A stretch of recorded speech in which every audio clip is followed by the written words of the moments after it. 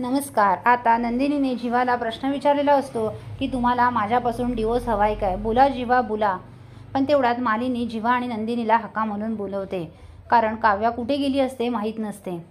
आता शारदा फोन करून सांगते की काव्या माहेरी आली आहे. तेव्हा सगळ्यांना जरा बरं वाटतं.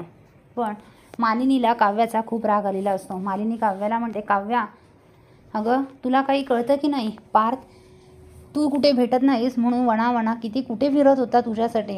अगं तुला सांगता येत नाही, सांगून जाता येत नाही. तुला काय वाटलं आम्ही मूर्ख आहोत का? एकदा सांगायला काय झालेलं तुला? आणि आम्हाला गृहीत धरू नकोस प्रत्येक वेळी तू. आणि आता माहेरी गेली आहेस ना, चांगली माहेरीच राहा, अभ्यास कर. आणि कधी येणार आहेस? येणार आहेस की नाही येणार आहे?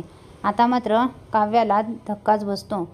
तर इकडे आता नंदिनी मालिनीला समजावत असते. तेव्हा मालिनी म्हणते, नंदिनी तुझ्यातली थोडी तरी अक्कल काव्याने घेतली असते ना तर बरं झालं असतं. तेव्हा लगेच वसुहत्या म्हणते, कसली अक्कल? दोघींनाही पण अजिबात अक्कल नाही आहे. पण बरं झालं तू सासूसारखी वागलीस ते.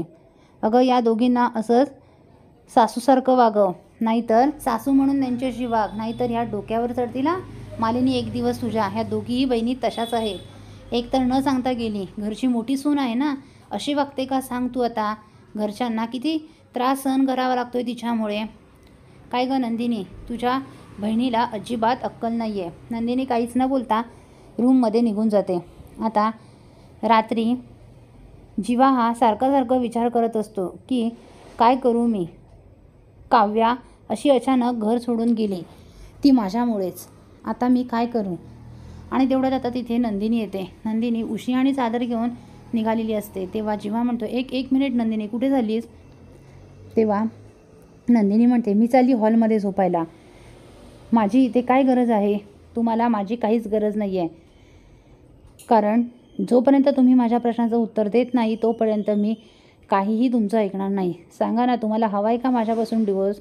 तुम्हाला व्हायचं आहे का माझ्यापासून मोकळं? लगेच सांगा, मी तुम्हाला लगेच डिवोर्स देते. आणि ती असं म्हणून निघून जाते. आता जीवा तोच विचार करत असतो की मला नकोय डिवोर्स नंदिनी, खरंच नकोय. मला तुझ्यासोबत संसार करायचा आहे. पण मी हे तुला कसं सांगू? आता दुसऱ्या दिवशी सकाळी जीवा उठतो आणि नंदिनीसाठी छानपैकी चहा बनवतो आणि रूममध्ये घेऊन येतो. आणि नंदिनीला म्हणतो, नंदिनी हे घे, तुझ्यासाठी मी चहा आणला आहे. आणि थोड्या वेळाने बाहेर जाऊन हे गुलाबाचं फूल घेऊन येतो आणि ते नंदिनीला देतो. आणि म्हणतो, हे घे, हे खास तुझ्यासाठी. आणि म्हणतो, तुझ्या डोक्यात जे काही चालू आहे ना ते सगळं काढून टाक, डिवोर्स पेपरचं वगैरे. मला काहीच तुझ्याकडून डिवोर्स नको आहे. मला तुझ्यासोबत संसार करायचा आहे. ते ऐकून नंदिनी खूपच खुश होते. आता नंदिनीचा सगळा गैरसमज निघून जातो. पुढील अपडेट पाहण्यासाठी व्हिडिओला लाईक आणि चॅनलला सबस्क्राईब करायला विसरू नका. थँक्यू.